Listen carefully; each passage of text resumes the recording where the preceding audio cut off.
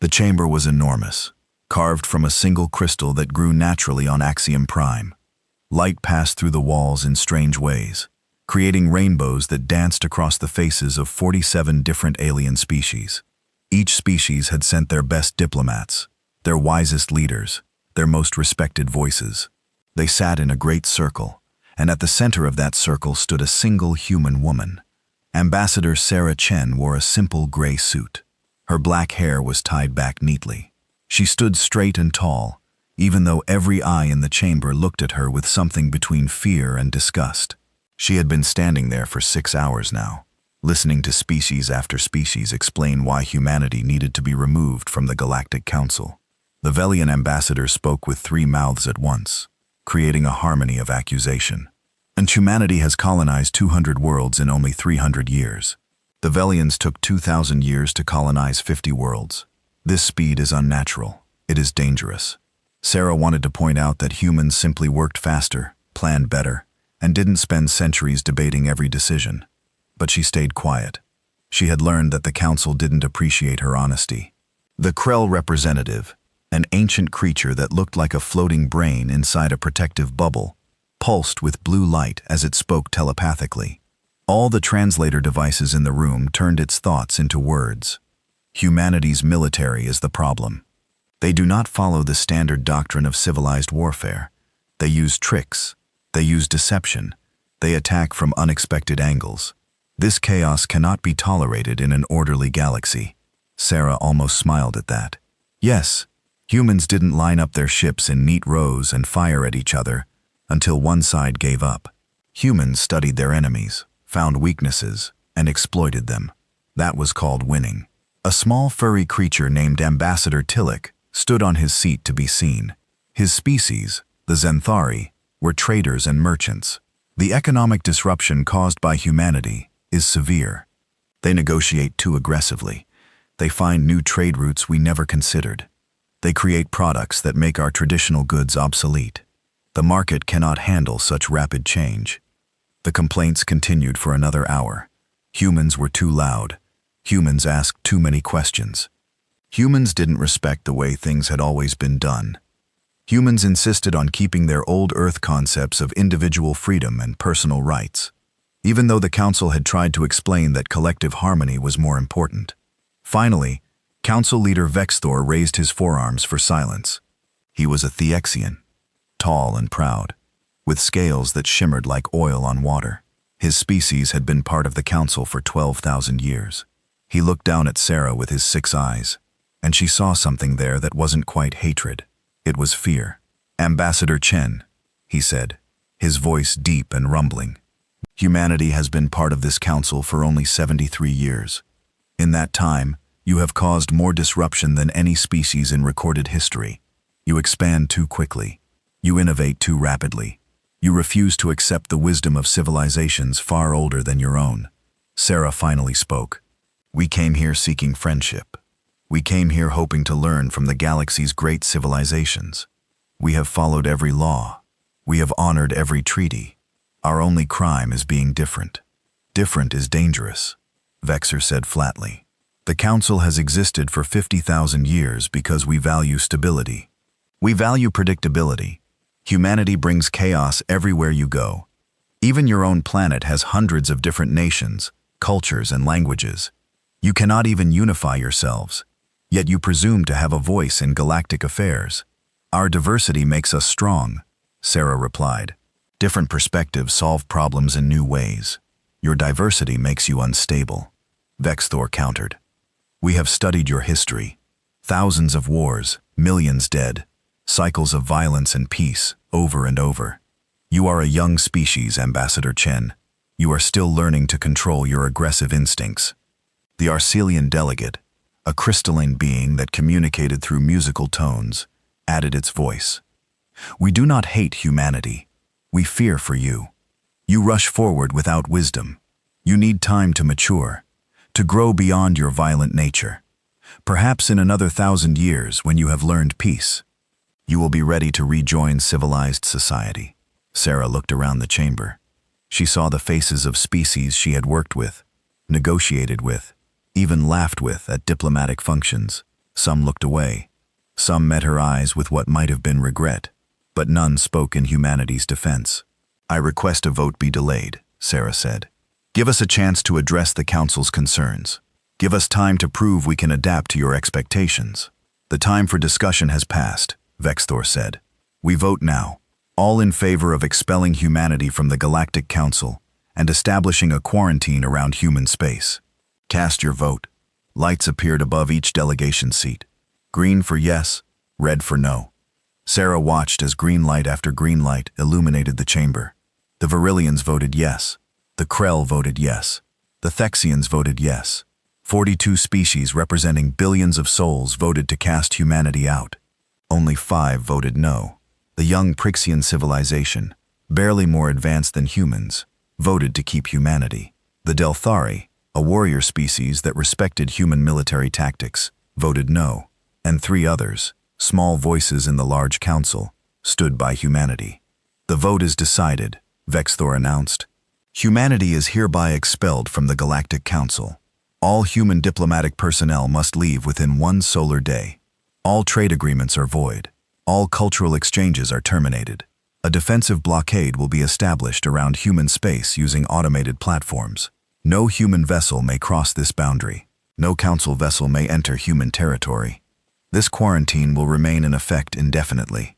Sarah stood silently for a long moment. She felt the weight of humanity's disappointment, but she refused to show weakness. Finally, she spoke. "This council was founded on the principle that all intelligent species deserve a voice in galactic affairs. Today you have abandoned that principle out of fear. You fear our speed, our creativity, our refusal to simply accept that old ways are the only ways." She paused, looking at each delegation in turn. "We came to the stars seeking friends. We found judges instead. We came offering partnership. We received rejection instead." She walked toward the exit, her footsteps echoing in the crystal chamber. At the doorway, she turned back. "You are making a mistake. Not because humanity is perfect, but because isolation never makes anyone better. You could have guided us. You could have shared your wisdom while learning from our perspective. Instead, you chose to build walls." She took a deep breath. "We will respect your decision. We will return to our space. We will leave you alone. But remember this day. Remember that you had a chance to embrace something different, and you chose fear instead." Then Ambassador Sarah Chen walked out of the Galactic Council for the last time. The news reached Earth within hours. Humanity's first contact with alien life had filled everyone with hope and wonder. Joining the Galactic Council had been celebrated as humanity's greatest achievement. Now, barely a human lifetime later, that dream was ending. The reaction on Earth was mixed. Some were angry, demanding that humanity fight back against this injustice. Others were relieved, happy to focus on human affairs without alien interference. Still others were simply sad, mourning the loss of what could have been. In the United Nations building in New York, the leaders of Earth's nations gathered. The Secretary General, an elderly woman named Dr. Amara Okafor, addressed the assembly. "The Galactic Council has made their decision. We must now make ours. Do we rage against this exile? Do we plot revenge? Do we spend our energy trying to prove them wrong?" She shook her head. "No, we do something better. We learn. We grow. We build." "They called us unstable," said the Chinese premier. "They called us aggressive. They called us too different to coexist with. Perhaps they are right. Perhaps," Dr. Okafor agreed. "Or perhaps they are wrong. Time will tell, but we will not waste our energy on bitterness. The galaxy has given us an opportunity. Whether they realize it or not, they have given us time to develop without interference, without restrictions, without anyone telling us what we can or cannot research, build, or dream." The Russian president leaned forward. "You're saying we should use this isolation to our advantage. I'm saying we should be ourselves," Dr. Okafor replied. "The council feared our speed, our innovation, our chaos. They wanted us to slow down, to be more like them. Well, now we don't have to. Now we can be fully, completely, unapologetically human." In orbit around Earth, the last human ships returned from council space. They brought with them the final diplomats, the last traders, the scientists who had been studying at alien universities. As they crossed back into human territory, they watched the barrier go up behind them. The automated defense platforms activated one by one, creating a sphere of controlled space around humanity's 200 worlds. The platforms were council technology designed to keep humans in and everyone else out. Each one carried enough firepower to destroy a city. There were thousands of them. Captain James Rodriguez watched from the bridge of his ship, the Unsmellin. They really did it. They locked us away like we're a disease. His first officer, a woman named Lieutenant Sarah Park, shook her head. They locked themselves away from us. There's a difference. How do you figure? They're afraid of change. They built this barrier not to protect themselves, but to protect their comfortable, predictable existence. Meanwhile, we're free. Free to experiment. Free to innovate. Free to become whatever we're capable of becoming. She smiled. I almost feel sorry for them. Rodriguez laughed. You think we'll be okay? 200 worlds against an entire galaxy. We faced worse odds. Park said, we came from one planet. We survived ice ages, plagues, wars, and near extinction. We went from simple tools to splitting the atom in just a few thousand years. We went from first flight to walking on our moon in 66 years. She gestured at the stars beyond the viewport. The council thinks they've contained us. They haven't. They've just given us room to grow. On Axiom Prime, the council delegates celebrated. The disruptive element had been removed. The galaxy could return to its comfortable stability. Species could expand at reasonable rates. Trade could follow predictable patterns. Everything could go back to the way it had been for thousands of years. Vexthor stood in his private chambers, looking out at the crystalline city below. His aide approached quietly. Leader Vexthor, the human ships have all crossed the boundary. The quarantine is complete. Good, Vexthor said, but he didn't feel good. He felt uneasy, though he couldn't explain why. Do you regret the decision, leader? No, Vexthor said firmly. Humanity was too dangerous to keep close. Their chaos would have infected the entire council eventually. We made the right choice. Then why do you look troubled?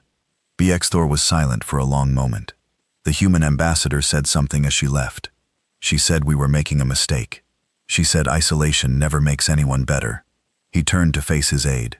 What if she was right? What if by pushing them away, we've ensured they'll develop without our guidance, without our wisdom to temper their aggression? They are contained, leader. The barrier will hold. Let them rage against it if they wish. Eventually, they will accept their fate. Yes, Vexthor agreed. I suppose you're right. But as he looked up at the stars, he wondered. Humans had surprised everyone by reaching space so quickly. They had surprised everyone by adapting to faster-than-light travel within a generation. They had surprised everyone with their rapid expansion and relentless innovation. What surprises might they have in store behind that barrier where no one was watching 50 light-years away on Earth? Dr. Okafor held a private meeting with humanity's top scientists and military leaders. We have a question to answer, she said. The council expelled us because they found us dangerous and unpredictable. Should we try to change? Should we try to become more like them, hoping they'll accept us back someday? The room was silent for a moment. Then an old military general spoke up. No, we should become more of what we already are. Better humans, stronger humans, smarter humans. And when the galaxy needs us someday, and they will, we'll be ready. Dr. Okafor smiled. Then let's get to work. 50 years had passed since the barrier went up. 50 years since humanity disappeared behind automated defense platforms in radio silence. For the Galactic Council, these had been 50 years of peace and prosperity. Ambassador Tillix, now much older and grayer, stood in the council chamber, presenting his annual trade report. Economic growth continues at a steady 3% across all sectors. Trade routes are stable and profitable. There have been no significant market disruptions in 47 years. The golden age continues. There was satisfied applause from the assembled delegates. Vexthor, still the council leader after all these years, nodded approvingly. Excellent work, Ambassador. The removal of human volatility has indeed brought the stability we sought. The Arcelian delegate chimed musically.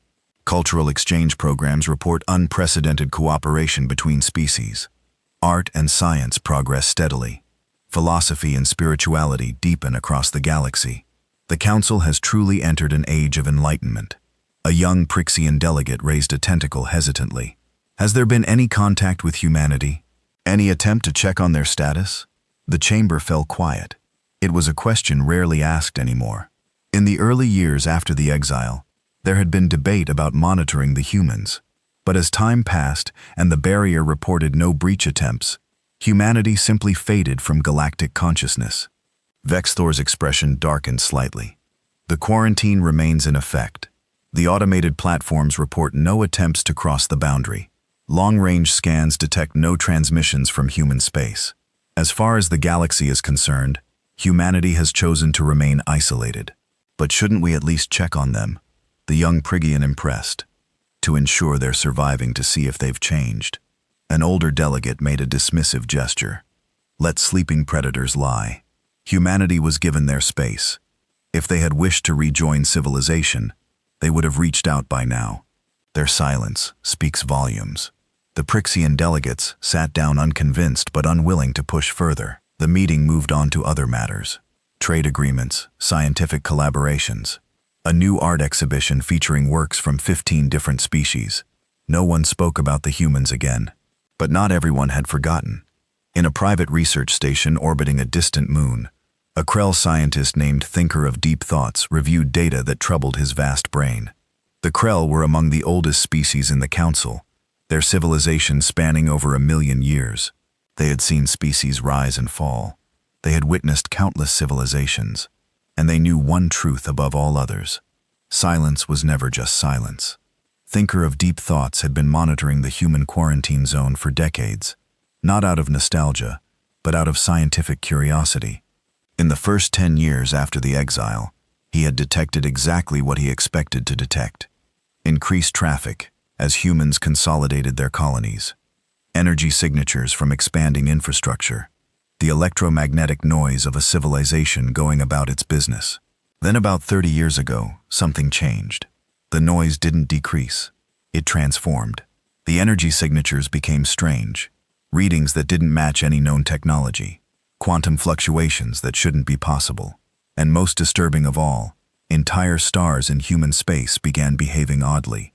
He brought his findings to the Council 5 years ago. They dismissed his concerns.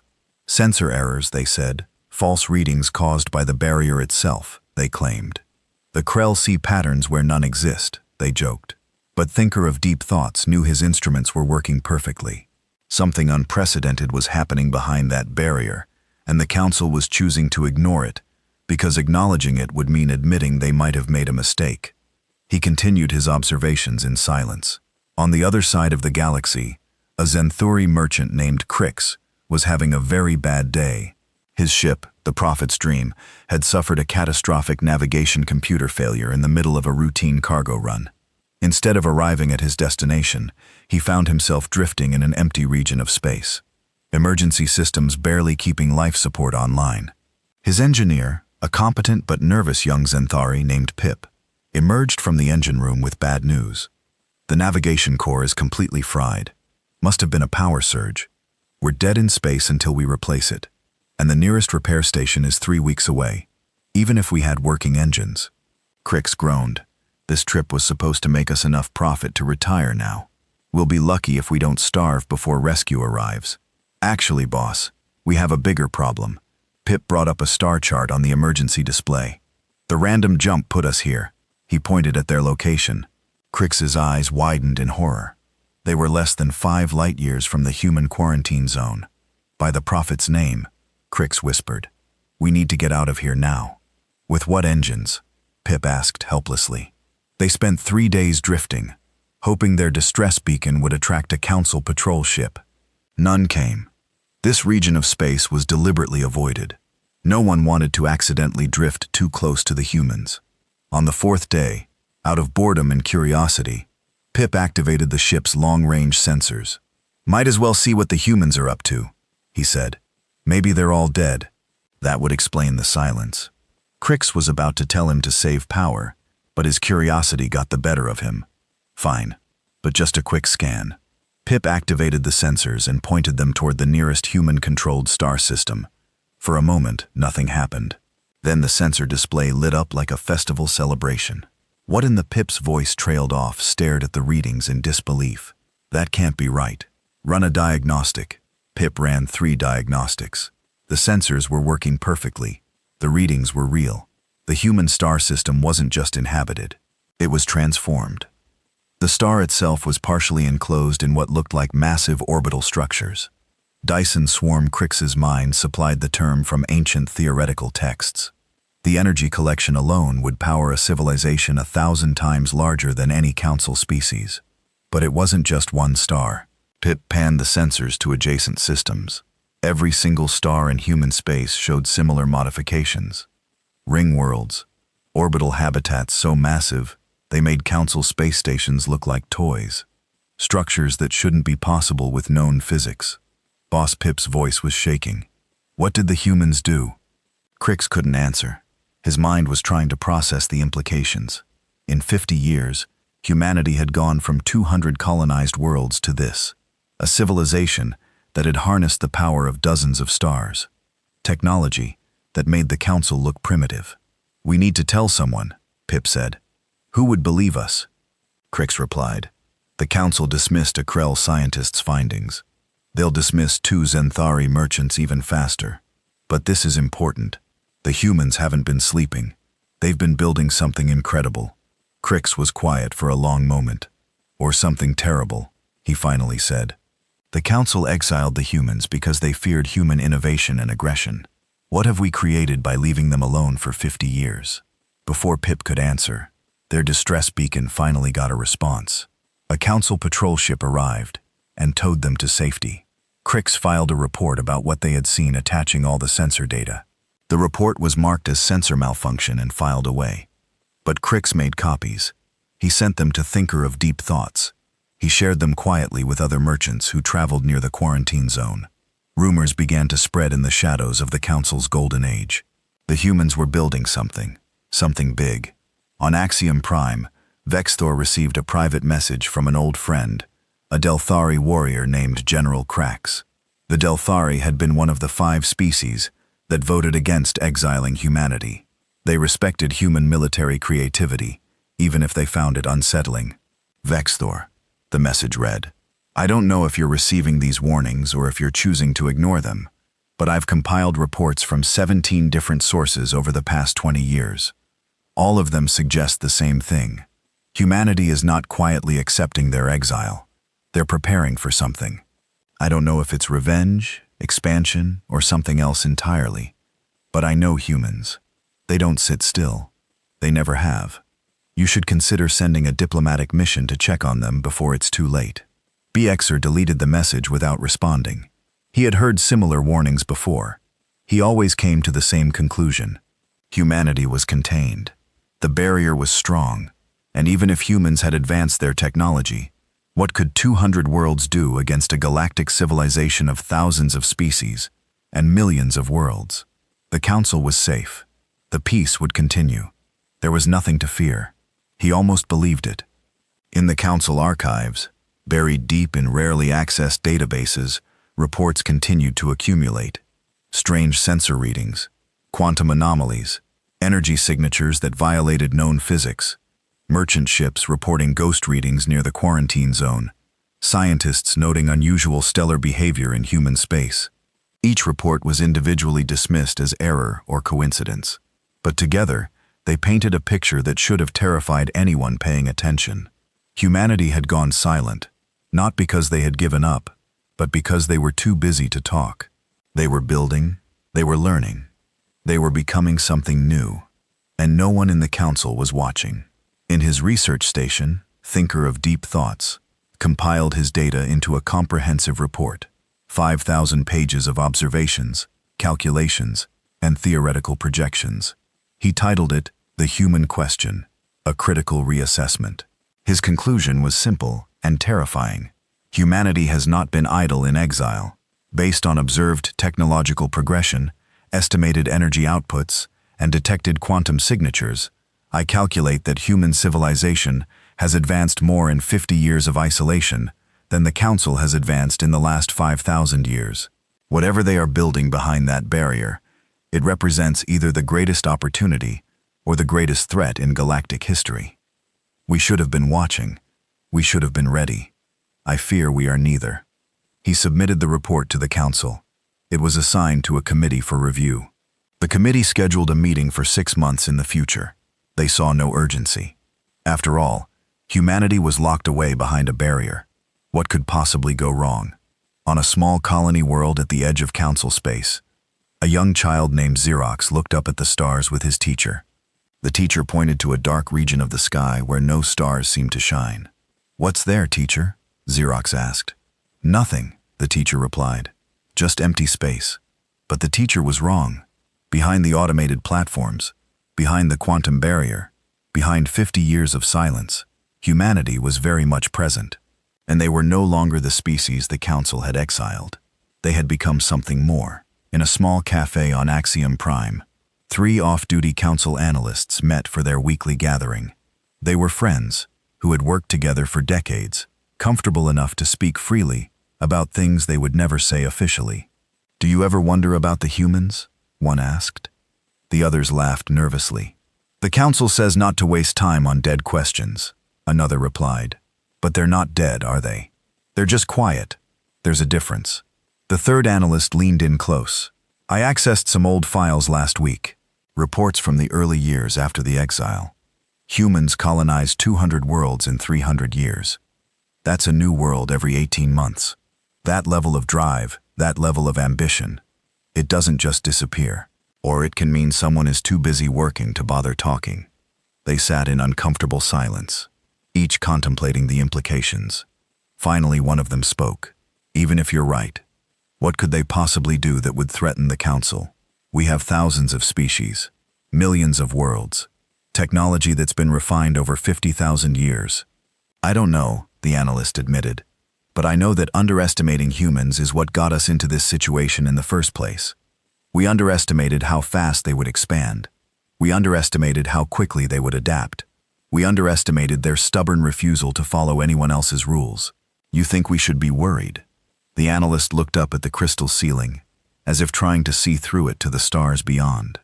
"I think we're about to find out what happens when you lock a creative, aggressive, innovative species away from all supervision and tell them they're too dangerous for civilized society. What do you think happens? They either prove you right," the analyst said quietly, "or they prove you very, very wrong." None of them knew how soon they would get their answer. The golden age of the Galactic Council was about to end, not with a whimper, but with the arrival of something the galaxy had never seen before.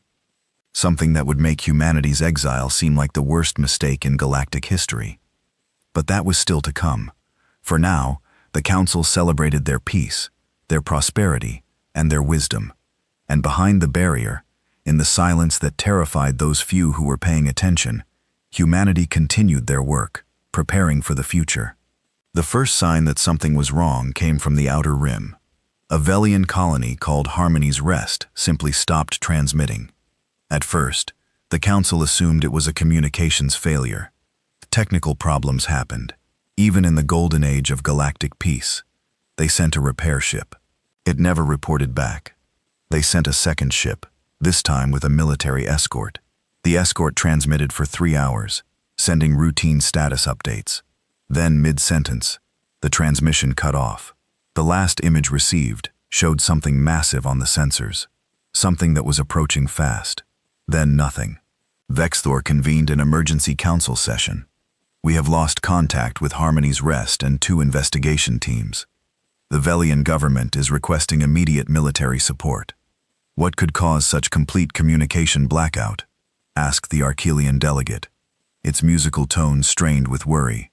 Before anyone could answer, a priority alert flashed across every display in the chamber. Another colony had gone silent. This one was 3 systems away from Harmony's Rest. Then another alert. Then another. Within 6 hours, 5 entire colonies had vanished from the Council's network.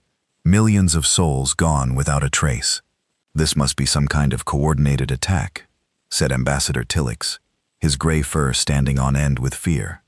"But by whom? We've been at peace for 50 years. We have no enemies."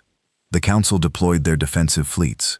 battleships that had patrolled the galaxy for centuries, maintaining peace through the simple presence of overwhelming force. They arrived at Harmony's Rest, expecting to find raiders, pirates, or perhaps a rogue AI that had gone mad. What they found was horror, beyond imagination. The planet was still there, the buildings still stood, the ships were still in orbit, but there was no life. Not a single living thing remained. Everything organic had been stripped away, leaving behind empty cities and silent machines. It was as if something had reached down and carefully extracted every living cell from an entire world. Admiral Thress, a veteran Krill warrior whose brain had commanded fleets for 800 years, transmitted his findings back to the Council. His telepathic message was tight with controlled panic. This was not natural. This was not raiders. Something consumed all biological matter on this world. Consumed it completely, leaving no trace.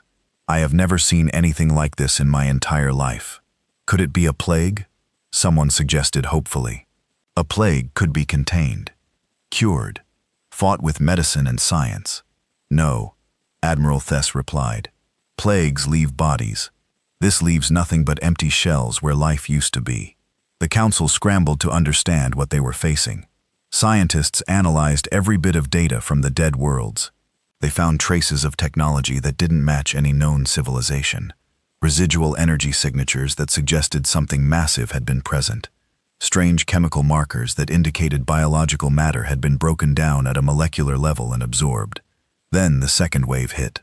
This time the invaders didn't arrive in silence. They announced themselves with overwhelming force. A fleet emerged from deep space. Ships the size of planets moving in perfect coordination. They weren't made of metal in circuits like Council ships. They were organic living things, but also machines. Technology and biology merged into something nightmarish. The Council fleet engaged them at the Battle of Nexus Point. 50,000 warships, the pride of galactic civilization, against roughly 300 enemy vessels. The battle lasted 17 minutes. The Council ships threw everything they had at the invaders. Plasma torpedoes that could crack a moon in half. Antimatter missiles that could vaporize cities. Energy beams that could cut through any known armor. The enemy ships absorbed it all. They didn't dodge or defend. They simply took the hits and kept coming, healing any damage faster than it could be inflicted. Then they fired back. The weapons they used didn't just destroy ships, they unmade them. Reality itself seemed to unravel where their beams touched Council vessels. Ships didn't explode. They simply stopped existing, erased from space-time, as if they had never been there. Admiral Thra survived only because he ordered a retreat the moment he realized conventional weapons were useless. He escaped with less than 1,000 ships from a fleet of 50,000. His report to the Council was brief and devastating. We cannot fight them. Every tactic we know, every weapon we possess, is useless. They adapt to our attacks within minutes. They are predators, and we are prey. The Council chamber erupted in panic. Delegates shouted over each other, demanding solutions, assigning blame, calling for emergency measures. Vexthor tried to maintain order, but even his commanding presence couldn't calm the growing hysteria. Then one of the Krell delegates transmitted a piece of information that made the entire chamber fall silent. We have identified the enemy. They are called the Devourers. They are mentioned in our oldest archives, records that date back over 1 million years. They are a swarm intelligence that has consumed 17 galaxies. They do not negotiate. They do not communicate. They simply arrive, consume all biological and technological matter, and move on. They are extinction made manifest. How do we stop them? Vexor demanded. According to our records, no one ever has. Species that encounter the Devourers have 3 choices: flee, hide, or die. The few that survived did so by running to other galaxies and hoping the swarm would never find them. That's impossible, said the Arcelian delegate. We have 50,000 years of accumulated knowledge. Surely somewhere in all that wisdom, there's an answer. The Devourers have consumed civilizations far older and more advanced than ours. The Krell replied. Age and wisdom mean nothing to them. They have faced every possible defense, every possible weapon. They have adapted to it all. The next 3 weeks were a nightmare. The Devourers swept through Council space like a tide of death. World after world fell silent. Species that had existed for millions of years were wiped out in days. The Council fleet, once the pride of the galaxy, was reduced to scattered groups of refugees running from an enemy they couldn't fight. The death toll was incomprehensible. 3 entire species went extinct. Billions died. Hundreds of worlds were rendered lifeless. The Council tried everything. They sent suicide ships loaded with antimatter into the enemy fleet. The Devourers absorbed the explosions and grew stronger. They tried biological weapons, hoping to poison the organic components. The Devourers adapted to the toxins within hours and began using them as fuel. They tried hacking into the enemy's network, hoping to disrupt their coordination. The Devourers' hive mind was so vast and complex that the Council's best AI specialists went mad trying to comprehend it. Nothing worked. Nothing even slowed them down. In a bunker deep beneath Axiom Prime's surface, the surviving Council leadership gathered.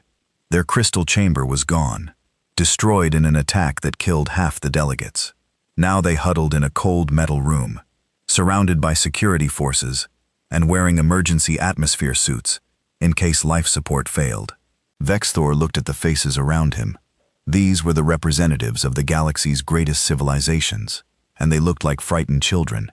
His own forearms trembled with exhaustion and fear. "We need options," he said, his voice from days of constant commands.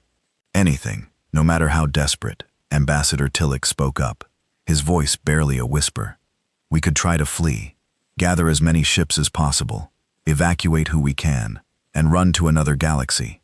The calculations show we couldn't evacuate even 1% of our population," someone replied, "and the Devourers would likely follow us anyway." A young delegate from a species that had only joined the Council 50 years ago stood up. "What about the humans?" The room went dead silent.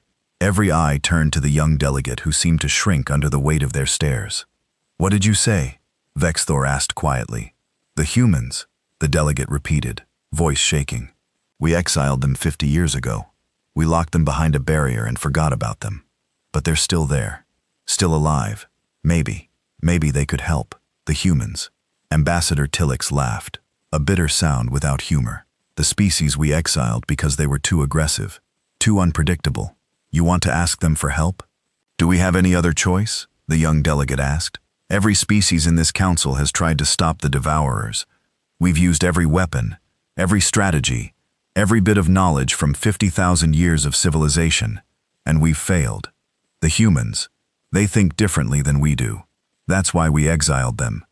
Their chaos, their unpredictability, their refusal to follow established patterns. Maybe that's exactly what we need," an older delegate scoffed. "The humans have been silent for 50 years. They're probably dead, or they've regressed to primitive savagery, or they're sitting behind their barrier laughing at our suffering. We don't know what they've been doing," the young delegate countered. "But we know they're survivors. We know they're innovative. We know they don't give up. Isn't it worth at least asking?" Vexthor was silent, his mind racing through memories. He remembered Ambassador Sarah Chen's final words. "You are making a mistake, not because humanity is perfect, but because isolation never makes anyone better. You could have guided us. You could have shared your wisdom while learning from our perspective. Instead, you chose fear. Had she been right? Had exiling humanity been the Council's greatest mistake?" "The humans have no reason to help us," Vexthor said finally. "We judged them. We rejected them. We locked them away like criminals. Why would they come to our aid now?" "Because that's what humans do," said a new voice. Everyone turned to see General Krax, the Delthari warrior who had voted against exiling humanity. He had been commanding defensive forces on the front lines and had just arrived, his armor scorched from battle. "I've studied human history. I've read their literature. I've tried to understand their psychology. And one thing stands out above all else. Humans are at their best when facing impossible odds. They're at their strongest when defending those who cannot defend themselves. They have this ridiculous, illogical, beautiful concept they call standing up for what's right, even when it costs them everything." "You really think they would help us after what we did to them?" Ambassador Tillich asked skeptically. "I think it's worth asking," General Krax replied. "Because the alternative is extinction. and I would rather beg for help from a species I wronged than watch the entire galaxy die because I was too proud to admit I made a mistake. The council debated for another hour, but the conclusion was inevitable. They were out of options. The Devourers were less than 3 weeks from Axiom Prime. In 3 weeks, the capital of galactic civilization would fall, and with it, any chance of organized resistance. Finally, Vexor stood. I will lead a delegation to the human quarantine zone. I will ask for their help. I will apologize for our actions 50 years ago, and I will hope that humanity is more forgiving than we were. What if they refuse? Someone asked. Vexthor's expression was grim. Then we die, knowing we tried everything. But if they agree, if they come to our aid, then we owe them more than an apology. We owe them the truth that we were wrong about everything. A ship was prepared, one of the fastest in the remaining fleet. Vexthor gathered his delegation. General Krax, thinker of deep thoughts, and surprisingly, the old merchant Krix, who had been one of the first to see evidence of human advancement. As they prepared to depart, thinker of deep thoughts shared something that made everyone pause. I have been monitoring human space for 50 years. The technology I have observed there is concerning. Concerning how? Vexthor asked. Concerning in that it far exceeds anything the Council has achieved. Concerning in that I don't understand half of what I'm seeing. Concerning in that humanity has done in 50 years what should take a civilization 10,000 years to accomplish. The ancient Krill pulsed with uncertainty. We are going to ask for help from a species that has become something we cannot comprehend. I do not know if that makes them our salvation or our doom. We'll find out soon enough, Vexthor said. The ship departed Axiom Prime, racing toward the human quarantine zone. Behind them, the Devourers continued their inexorable advance. Ahead of them lay a barrier that hadn't been crossed in 50 years, and beyond that barrier, a mystery. What had humanity become in their exile? And would they forgive the galaxy that cast them out? The journey to the human quarantine zone took 3 days. 3 days while the Devourers consumed 2 more worlds. 3 days while refugees fled in every direction, clogging space lanes with desperate ships. 3 days while the greatest civilization in galactic history crumbled. Vexthor spent those days preparing his speech. What could he possibly say to humanity? How could he ask for help after everything the Council had done? He wrote and rewrote his words, trying to find the right balance between humility and urgency. On the 3rd day, they reached the barrier. Thousands of automated defense platforms floated in perfect formation, creating a sphere of controlled space around humanity's territory. Each platform was armed with enough firepower to destroy a city. They had been placed there to keep humanity contained. Now Vexor hoped they would let him pass. Transmitting identification codes, said the ship's pilot, a young Prixian officer whose hands shook on the controls, requesting permission to enter human space. Emergency diplomatic mission. They waited. Seconds stretched into minutes. No response came from the platforms. No response came from beyond the barrier. Maybe no one's there, General Krax said quietly. Maybe they really are all dead. Then, without warning, the platforms simply shut down. One by one, their lights went dark, their weapons powered off. They drifted in space, like dead metal sculptures. What just happened? The pilot asked, confused. They let us through, Vexthor said, feeling a chill run through his body. The humans have been watching us this whole time. They knew we were coming. The ship crossed the boundary into human space. Immediately, their sensors went crazy. Readings that made no sense.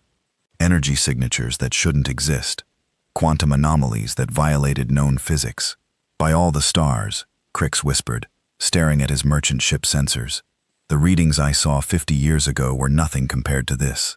Thinker of deep thoughts pulsed with what might have been excitement or terror. Fascinating. The entire fabric of space-time in this region has been modified.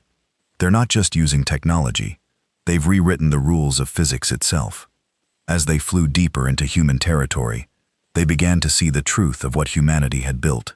Every star was surrounded by massive orbital structures, collecting energy with perfect efficiency. Dyson swarms that could power civilizations 1,000 times larger than any council species. But that was just the beginning. They saw ring worlds, massive structures that circled entire stars, providing living space for trillions. They saw habitats the size of moons, connected by transport networks that seemed to move ships faster than light without using traditional jump drives. They saw asteroid belts that had been transformed into computational matrices, processing power beyond anything the Council had dreamed possible. "This is impossible," the pilot said. "How could they build all this in just 50 years? "Because we left them alone," Vexthor said quietly. "We gave them freedom from our rules, our regulations, our careful, slow progress. We gave them exactly what they needed, time and space to be completely, unapologetically human." A transmission came through, the first communication from humanity in 50 years. A calm female voice spoke in perfect Council standard, the language used for diplomatic communication. "Council vessel, you are cleared to proceed to Earth. Navigation data is being transmitted to your ship. Welcome to the solar system." The pilot looked at Vexthor, who nodded. They followed the transmitted coordinates, and soon Earth came into view. The home world of humanity was transformed. The planet itself was still there, still blue and green and beautiful. But surrounding it was a network of orbital infrastructure so dense, it looked like a second atmosphere made of metal and light. Space stations the size of continents, shipyards that could build vessels as large as moons, defense platforms that made the old quarantine barrier look like children's toys, and ships, thousands of ships, millions of ships, a fleet so vast that even counting them would take days. They could have broken through the barrier any time they wanted, General Crack said in awe. 1% of this fleet could have smashed through those platforms like they were made of paper, but they didn't. Vexthor said they respected our wishes. They stayed in their space, even though they could have taken whatever they wanted. A docking station guided them in, and they found themselves in a bay large enough to hold 100 ships their size. As they disembarked, they were met by a human welcoming committee. The lead human was a man who looked to be in his 60s, with gray hair and kind eyes. He wore a simple suit, nothing fancy or military. He smiled and extended his hand in the human gesture of greeting. "Welcome to Earth. I'm Prime Minister James Rodriguez. We've been expecting you." Vexthor hesitated, then carefully grasped the human's small hand with one of his four. "You knew we would come. We've been monitoring the Devourer invasion," Rodriguez said simply. "We knew the Council would eventually need help. Please come with me. We have much to discuss." They were led through corridors that seemed to shift and change, adapting to their needs. Gravity adjusted automatically for each species' comfort. The air composition changed to match their requirements. Everything was designed with a care and attention to detail that spoke of a civilization that had mastered the art of making others welcome. They entered a conference room with a view of Earth below. Rodriguez gestured for them to sit, and chairs materialized that perfectly fit each delegate's body shape. "Before we begin," Vexthor said, "I must offer an apology. 50 years ago, the Galactic Council made a terrible mistake. We judged humanity based on fear rather than understanding. We exiled you because you were different, because you challenged our comfortable certainty. We were wrong. I was wrong, and I am deeply sorry." Rodriguez smiled sadly. "Apology accepted. We were hurt by the exile, but we understood. The Council had maintained stability for 50,000 years. Then we came along, expanding fast, innovating constantly, refusing to slow down. We scared you. That's natural. You're being more gracious than we deserve." General Crack said, "We locked you away like criminals.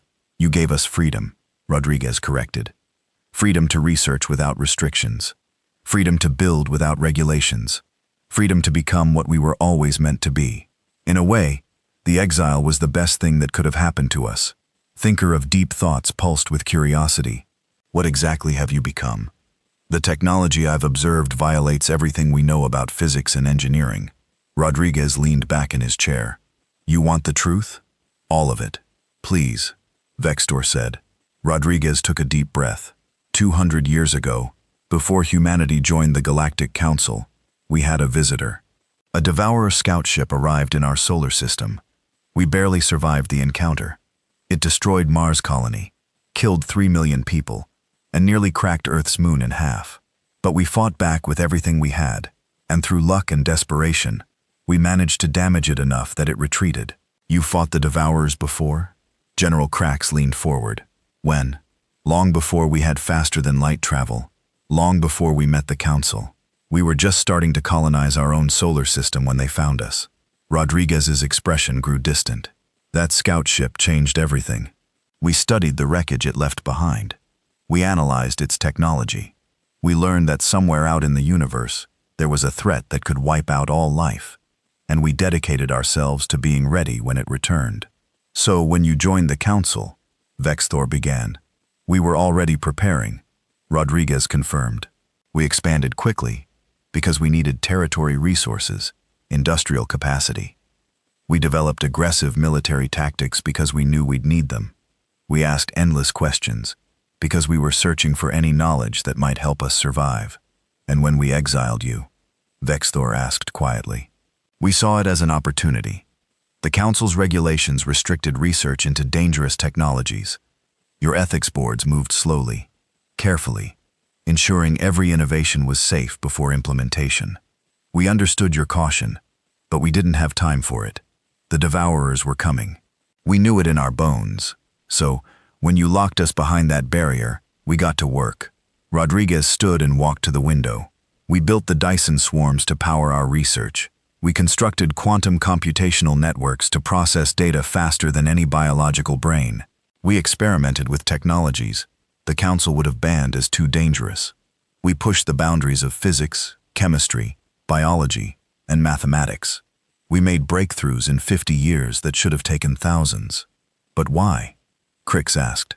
Why work so hard to save a galaxy that rejected you? Rodriguez turned to face them. Because that's what humans do. We don't abandon people, even people who wronged us. We don't let innocent species die because their leaders made mistakes. We stand up for what's right, even when it's difficult, even when it costs us everything. He smiled. The Council called us chaotic and unpredictable.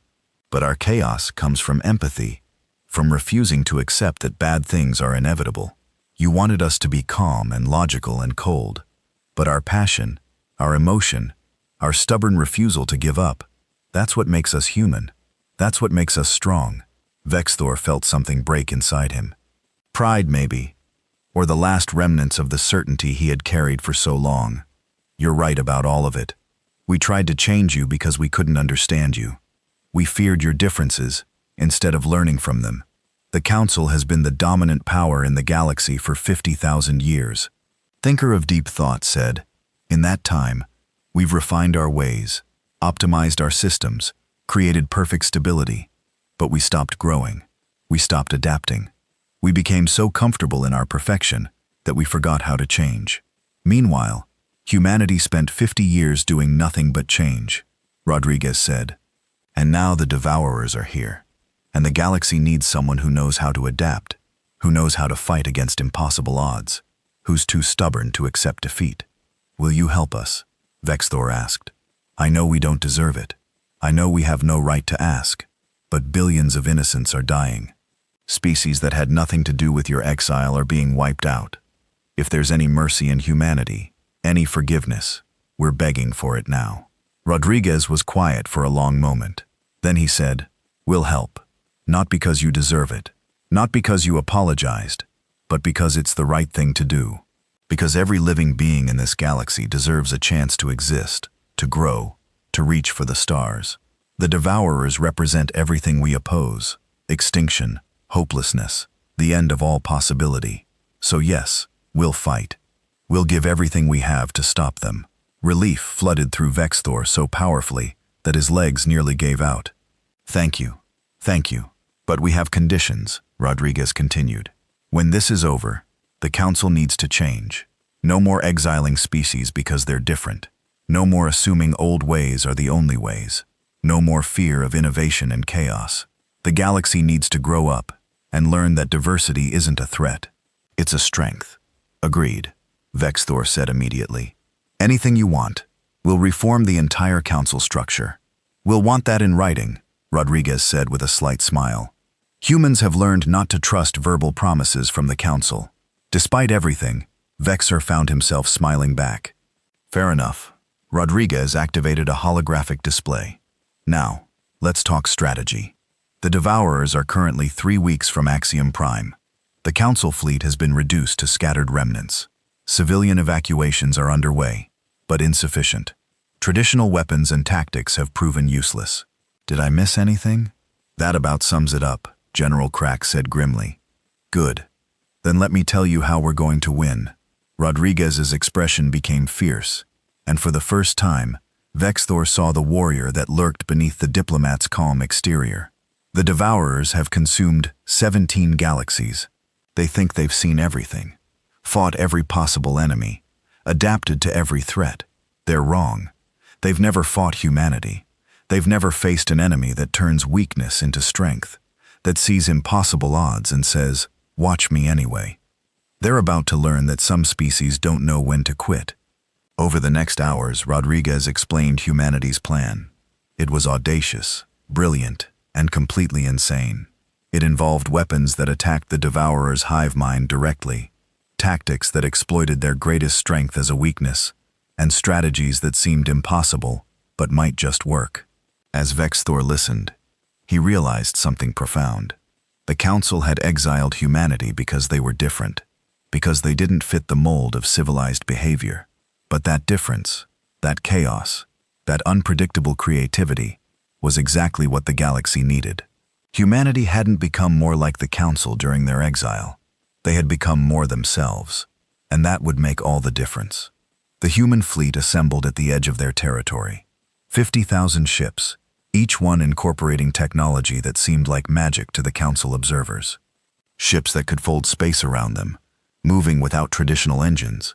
Ships that generated their own gravity wells, pulling enemy vessels out of position.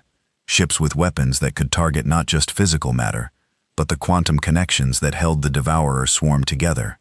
Admiral Jennifer Chen stood on the bridge of the flagship Indomitable Spirit. She was Sarah Chen's granddaughter, carrying her grandmother's determination and her grandfather's tactical brilliance. She looked at the holographic display showing the Devourer fleet approaching Axiom Prime. 2 weeks until they reached the capital, her tactical officer reported. Council evacuations are 40% complete. Then we'd better buy them more time, Admiral Chen said. All ships prepare for quantum fold. We're taking the fight to them. On Axiom Prime, Vexthor watched the evacuation efforts with a heavy heart. Millions were fleeing the planet, but millions more remained. There wasn't enough time. There had never been enough time. Then his communication device activated. Admiral Chen's face appeared on the screen. Council Leader Vexthor, this is Admiral Chen of the Human Defense Fleet. We're about to engage the Devourers. I wanted you to know whatever happens today. Humanity doesn't blame your people for the exile. We understand fear. We felt it ourselves.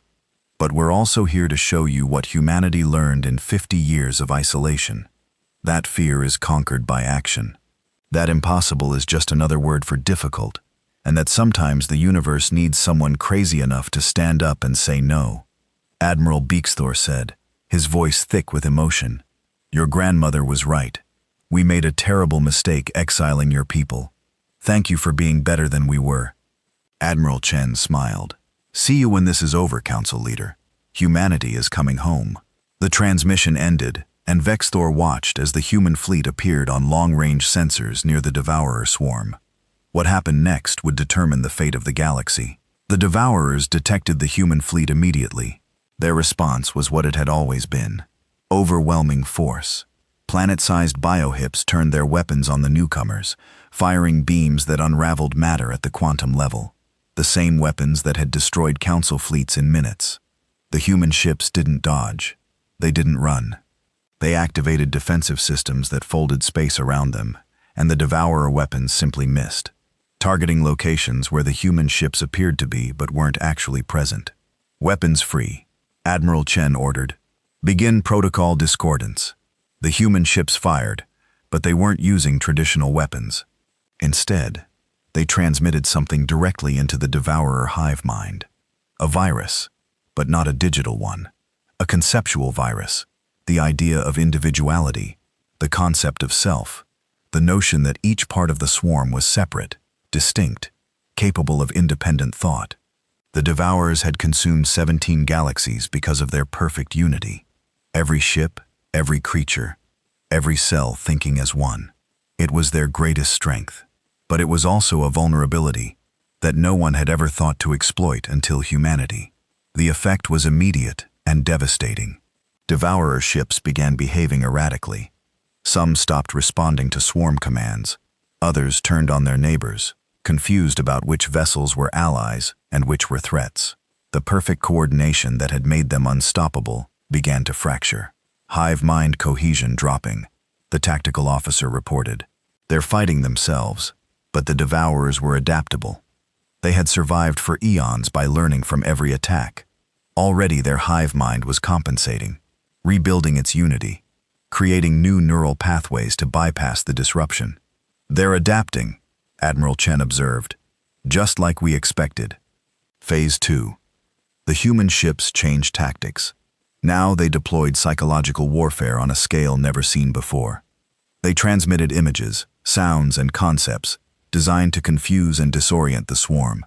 Human art, human music, human philosophy, the chaotic, contradictory, beautiful mess of human culture, all compressed into a data stream and fired directly into the devourer consciousness.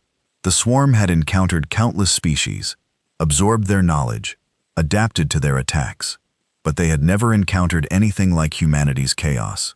Species that created art for the sake of beauty, music that existed only to evoke emotion, philosophy that questioned everything, including itself, stories that celebrated individuals who defied impossible odds. The devourers tried to process it all, to categorize and understand, but human culture didn't follow logical patterns. It was contradictory and emotional, and sometimes deliberately absurd. The swarm's analytical processes became overloaded, trying to make sense of it. More devourer ships began to malfunction. Some simply stopped, paralyzed by existential confusion. Others broke from the swarm entirely, suddenly aware of themselves as individual entities and terrified by that awareness. "It's working," the tactical officer said with barely controlled excitement. "The swarm is fragmenting." "Don't celebrate yet," Admiral Chen warned. "They've survived this long because they're survivors. They'll find a way to adapt." She was right. The devourers began to section off parts of their hive mind, isolating the infected portions like a body fighting disease. They were learning to ignore the psychological attacks, to filter out the conceptual viruses. "Time for Phase 3, Admiral Chen said quietly. "Bring in the Prometheus fleet." A new group of human ships entered the battle. These weren't warships. They were slower, less armed, seemingly vulnerable. The devourers focused on them immediately, sensing weakness. But these ships weren't weak. They were carriers. And what they carried was humanity's most dangerous weapon, themselves. Thousands of small pods launched from the Prometheus ships. Each pod contained a human volunteer linked to an advanced AI system. They flew directly into the heart of the devourer swarm, not to attack, but to communicate. The devourers tried to consume them, to absorb their biological matter. But as they did, something unexpected happened. The human volunteer's consciousness, backed by quantum technology, resisted absorption. Instead of being consumed, they began to spread throughout the swarm, introducing human thought patterns directly into the devourer hive mind. It was the most dangerous mission humanity had ever conceived. Volunteers sacrificing themselves to become part of the enemy, to change it from within. Most would die. Many would be lost forever in the alien consciousness. But some, just enough, would succeed in planting the seed of doubt, of individuality, of the very chaos that made humanity unique. On Axiom Prime, Vexor watched the battle unfold with a mixture of horror and awe. They're sacrificing themselves, willingly, flying into certain death. "That's humanity," General Crack said quietly. "They don't just fight for survival, they fight for meaning, for each other, for strangers on distant worlds they've never met. We called it chaos. We were wrong. It's something far more powerful. It's purpose." In the depths of the devourer swarm, something unprecedented was happening. The hive mind that had existed for millions of years, that had consumed countless civilizations, was experiencing something it had never felt before: doubt. Individual devourer units began to question the swarm. Why did they consume? What was the purpose? Was there another way? The questions spread like wildfire, each infected unit contaminating others, the doubt growing exponentially. The swarm tried to purge the infection, to destroy the questioning units. But doing so only created more questions. Why destroy part of yourself? Doesn't that mean the parts are separate? Aren't we all individuals pretending to be one? The philosophical crisis cascaded through the entire swarm. Millions of years of certainty crumbled in hours. The Devourer fleet stopped advancing. Ships hung motionless in space as the consciousness that controlled them grappled with concepts it had never considered. Admiral Chen watched the readings with satisfaction. The swarm is fragmenting into smaller hive minds. Some are choosing to flee. Others are trying to maintain unity. A few are actually attempting to communicate. Can they be saved? Someone asked. That's not our decision to make, Admiral Chen replied. We've given them individuality. What they do with it is up to them. But they're no longer a unified threat. The invasion is broken. The Battle of the Outer Rim, as it would later be called, lasted 17 hours. By the end, the Devourer swarm had shattered into thousands of smaller groups. Many fled back to deep space. Some simply shut down, overwhelmed by their new awareness of self. A few incredibly began trying to communicate with human ships, seeking guidance on how to exist as individuals rather than as a collective. The galaxy was saved, but at a cost. 2,000 human volunteers had been lost in the consciousness assault. Millions more across the galaxy had died before humanity could intervene. 33 species had gone extinct. The scars would last for generations. But life would continue. That was what mattered. 6 months later, on a rebuilt Axiom Prime, the Galactic Council held its first reformed session. The crystal chamber had been restored, but the council itself was fundamentally different. Humanity sat at the table, not as guests or outcasts, but as full members with a voice equal to any other species. But more importantly, the council's entire structure had been reformed. No longer would decisions be made by tradition and seniority alone. Individual rights were now protected. Innovation was encouraged rather than feared. Diversity was celebrated as a strength. Ambassador Marcus Webb, Sarah Chen's successor, stood to address the council. He was a younger man, with the same determined look his predecessor had carried. 50 years ago, my predecessor stood in this chamber and was told humanity was too chaotic, too unpredictable, too dangerous for civilized society. You cast us out because we scared you, because we wouldn't slow down, because we insisted on being different. The chamber was silent. No one interrupted. Today, I stand before you again, and I want to thank you. That caused surprised murmurs. Marcus smiled.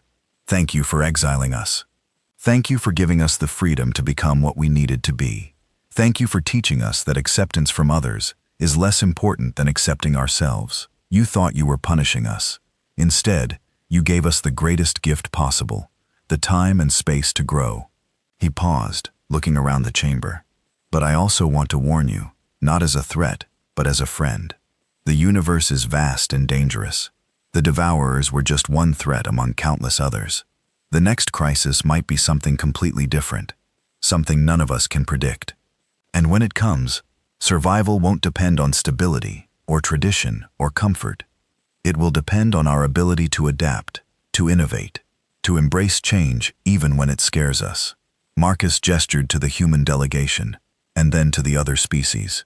Humanity isn't special. We're not inherently better than anyone here. But we're different, and that difference matters. The galaxy needs all of us, with all our unique perspectives working together. Not trying to make each other the same, but celebrating what makes us different. Vexthor stood, his forearms spread in a gesture of respect. Ambassador Webb, on behalf of the Galactic Council, I want to formally apologize for the exile of 50 years ago. We were wrong about humanity, about the value of diversity, about what it means to be civilized. He bowed, something a council leader had never done before. We are honored to have humanity back, not as subordinates, but as equals, as teachers, as friends. The council chamber erupted in applause. Every species present stood in acknowledgement of humanity's return. After the official session ended, Vexthor approached Marcus privately. There's something I need to ask. Something that's been bothering me since your fleet arrived to save us. Go ahead, Marcus said. You knew the Devourers would come. You'd been preparing for 50 years. The timing was almost too perfect. Vexthor looked at Marcus carefully. Did you know? When we exiled you, did humanity somehow know this would happen? Marcus was quiet for a long moment. Then he smiled enigmatically. Humans have a saying, Council Leader. Hope for the best, prepare for the worst. We hoped we were wrong about the Devourers returning. We hoped the galaxy would be peaceful forever. But we prepared for the alternative. And when the worst came, we were ready. That doesn't really answer my question, Vextor said. No, Marcus agreed. It doesn't. But sometimes the questions are more important than the answers. The question you should be asking yourself is this. What else is humanity preparing for that we're not talking about? What other threats are we watching for? What other innovations are we developing? Vexthor felt a chill. Should the council be worried? No, Marcus said simply. Because we're on the same side now. Humanity has no interest in conquering or controlling anyone. We just want to ensure that the next time something threatens life in this galaxy, we're all ready to face it together. He extended his hand. Partners. Vexthor grasped the small human hand with genuine warmth. Partners. As Marcus walked away, Vexthor found himself smiling. 50 years ago, he had helped exile humanity because they scared him. They still scared him a little, but now it was a good kind of fear. The kind that came from knowing your ally was strong, capable, and maybe just a little bit unpredictable. In a small cafe on Earth, an elderly woman sat watching the news coverage of humanity's triumphant return to the Galactic Council. Ambassador Sarah Chen, now retired and living quietly, smiled as she watched Marcus speak for humanity with the same passion she once had. Her granddaughter, Admiral Jennifer Chen, sat beside her. We did it, Grandma. We're back. Sarah shook her head gently. You did it. Your generation. I just planted the seeds. You told them they were making a mistake. Jennifer said, You were right. I was angry, Sarah corrected, and hurt and scared that humanity would be isolated forever. But in the end, the exile was the best thing that could have happened. It forced us to be self-reliant. It gave us the freedom to innovate without restrictions. It made us strong. Do you think the council has really changed? Jennifer asked. Sarah was quiet for a moment, looking up at the stars visible through the cafe window. I think they're trying. I think nearly going extinct scared them enough to question their assumptions. Whether the change lasts, whether they truly embrace diversity and innovation, that depends on us. We have to keep pushing, keep questioning, keep refusing to accept that the old ways are the only ways. That sounds exhausting, Jennifer said with a laugh. It is, Sarah agreed. But that's what humanity does best. We don't give up. We don't settle for good enough. We keep reaching for better, even when better seems impossible. She reached over and squeezed her granddaughter's hand. The galaxy cast us out, and then begged us to come back. Now it's our job to make sure that when the next crisis comes, and it will come, we're all ready to face it together. Think there'll be another crisis? Jennifer asked. Sarah smiled. There's always another crisis. But there's also always another chance to prove that working together, despite our differences, we can overcome anything. That's the real lesson the galaxy needed to learn. And thanks to the Devourers, they finally did. Up in orbit, the human fleet remained at high alert. They had saved the galaxy, but they were already preparing for the next threat. Research continued on new technologies. Training exercises pushed crews to their limits. Quantum sensors swept the void, watching for dangers the Council couldn't yet imagine. Humanity had been cast out and had returned stronger. They had been called chaotic and had turned that chaos into salvation. They had been feared and had proven that fear was warranted. But not for the reasons anyone expected. The galaxy had tried to contain humanity. Instead, they had unleashed them. And now, whether the galaxy was ready or not, humanity was back. Not as subordinates, not as outcasts, but as equals, partners, and protectors. The golden age of the Galactic Council had ended in fire and death, but from those ashes, something new was being born. A galactic civilization that valued diversity over conformity, innovation over tradition, and courage over comfort. It wouldn't be easy. There would be conflicts, disagreements, mistakes. But for the first time in 50,000 years, the galaxy was truly alive with possibility. And at the heart of that possibility was a small, chaotic, stubborn species that refused to give up. Humanity had come home, and they were here to stay.